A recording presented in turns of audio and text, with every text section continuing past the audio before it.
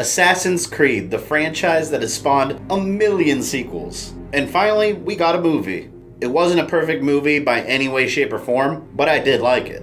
Watching the movie and genuinely not enjoying it is one thing. But I tend to find that in these situations what happens is when a movie gets a lot of negative reviews online, especially if it's a video game based movie, it creates this bandwagon effect where people just share that opinion also without actually watching the movie. But before we get started on the review, I do want to address one quick thing. I had one of you guys actually message me and ask if I'm not going to be doing any more gaming things, game reviews, let's plays. Yes, I'm still doing them. These Midnight Movies episodes are all movie reviews. I've got Button Smash also, which is game reviews, and Unlimited Replay, which is my Let's Play show. I'm still doing those. It's just this last week and a half, there's been a lot of movie stuff. We got a Spider-Man trailer, Rogue One came out, I just saw Assassin's Creed, and I also wanted to review Krampus for Christmas, so it was just a lot of movie stuff all at once. But yes, next week I will have video game content. Now, Assassin's Creed. Assassin's Creed is probably my favorite modern day video game franchise. At heart, yes, I'm a retro gamer all the way. But I've never stopped playing video games. So Assassin's Creed is one of those franchises that I've actually been with since the very first game came out. And I've just followed it all the way through. I mean, comic books, side stories, the main entries in the video games. I played them all, and I always will. Having said that, yes, that plays a huge role in whether I like the movie or not. And it's not because I'm being biased. This movie, for me, is very difficult to review. Because I almost want to review it as a moviegoer, but at the same time, a huge fan of the video game franchise. And this movie takes place within the video game universe. It's not like the Resident Evil movies, for example, where they just share the same name, but they're their own separate thing. This falls right within the video game universe. And I think that's why the movie is getting such negative feedback. To be completely honest, it is not a general audience movie in any way, shape, or form. It's not like, let's say, for example, Transformers, where they just kind of made their own thing to cater to general audiences. No, this movie was specifically made for fans of the franchise.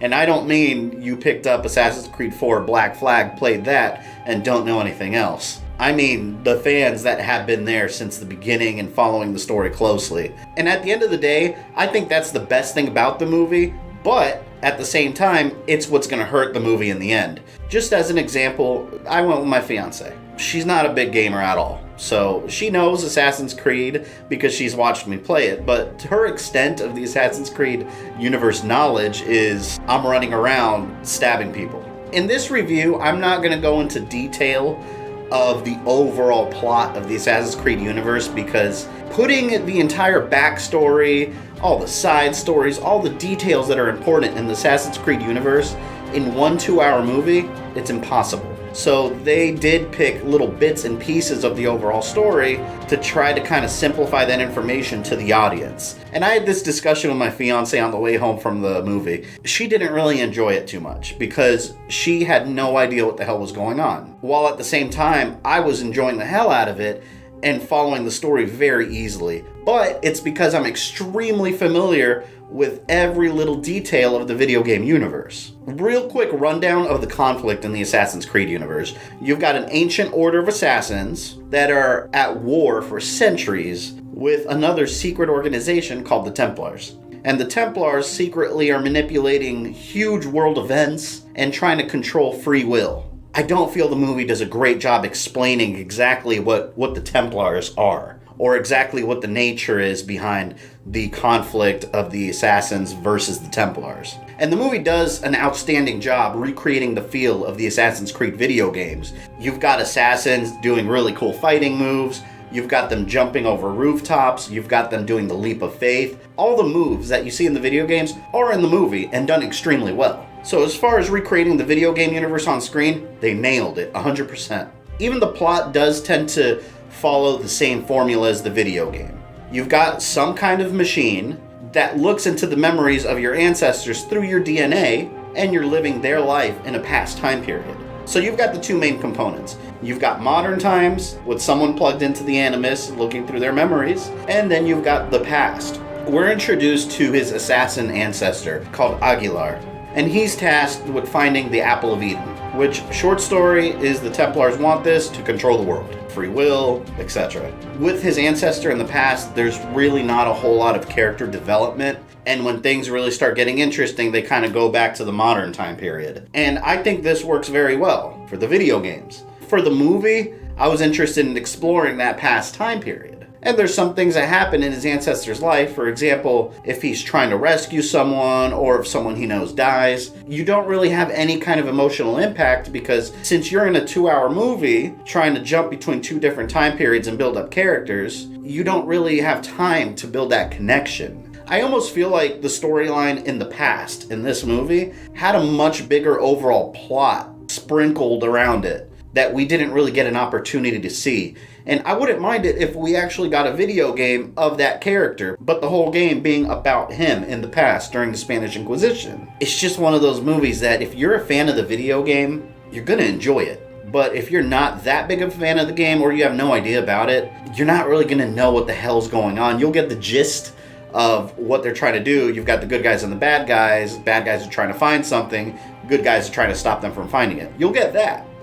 But you won't really understand the importance of all those events, all the backstory, all the side plots. You really have to be a fan of the game to enjoy this movie. And in the modern day plot of the movie, you've got Callum Lynch, who is descended from Aguilar. The Templar Order captures him, force him to go into the Animus to relive his memories, and find out where the Apple of Eden is. And he's locked up in a facility with a bunch of other assassins that are in there. One thing I do want to bring up, which if you're a fan of the games, you'll know what the bleeding effect is. The bleeding effect is when you're inside the Animus too long, the memories of your ancestors start coming into your everyday life. And over time, you can go crazy because you stop being able to distinguish what's a past memory of someone else's life and what's your own memory. So it just kind of all fuses together. And he does start seeing hallucinations or memories of his ancestor in his everyday life. So eventually he starts kind of absorbing all these skills that he's reliving through his memories and just becoming an overall badass. I don't feel the movie explained that too well. That's definitely something you have to play the games for, because one thing about the games, the bleeding effect does take a bit longer for it to happen. In the movie, the first time he gets out of the Animus, he's already having visions, but I get it. It's a 2-hour movie and they want to put it in there. I get it. But when he was seeing his ancestor pop up in front of him, me as a fan of the game, I'm like, oh, there goes the bleeding effect. Other people in the audience were thinking it was his ancestor's spirit or his ghost. So that's a perfect example of why this movie works and why it doesn't. And by the way, if you are a fan of the video game and you watch this movie, leave me a comment down below if you notice the Assassin's Creed Unity reference. If you missed it, in one part, you do see Arno from Assassin's Creed Unity real quick. He is in the movie. When I saw it, I was like, oh, that's awesome. Although that game was one of my least favorite entries in the franchise, but it was cool seeing something directly from the video game in the movie. And I'm extremely curious to see how well this movie is going to do financially, because I said from day one, this movie is going to bomb. Even if it's great and all the fans love it and general audiences love it, I think it was going to bomb for one reason. It came out a week after Star Wars. There are juggernauts of movies that move aside when movies like Transformers and Star Wars are in theaters that make a ton of money. They don't want to be anywhere around those release dates. So I thought Assassin's Creed would kind of fall through the cracks, which it still might. I mean, it's getting bad reviews, and sadly, a lot of people do form their opinions only from reviews, instead of going and crafting their own opinion first. But when I went to the theater, it was actually packed. I was kind of surprised, because I go to a theater in my town where it's always empty. There's nobody there, ever. What probably happened was it was day one, all the fans are there watching it. Second week, the movie's just gonna tank. Video game movies tend to do pretty bad. Is this just gonna follow that, or is it actually gonna be financially successful to where they can make a franchise out of it? I don't think that's gonna be the case. I hope so, just because I love the franchise, and the movie definitely has potential to expand into all kinds of other storylines. If you did watch it and you share my opinion or disagree with it, leave me a comment down below. I would love to hear what other people have to say about this movie. I hope you guys enjoyed this episode of Midnight Movies. Like I said, I've got some video game content coming next week, so stay put. Remember to like my channel, subscribe if you haven't already, and follow me on Facebook and Twitter. I love you guys, and I'll see you next time.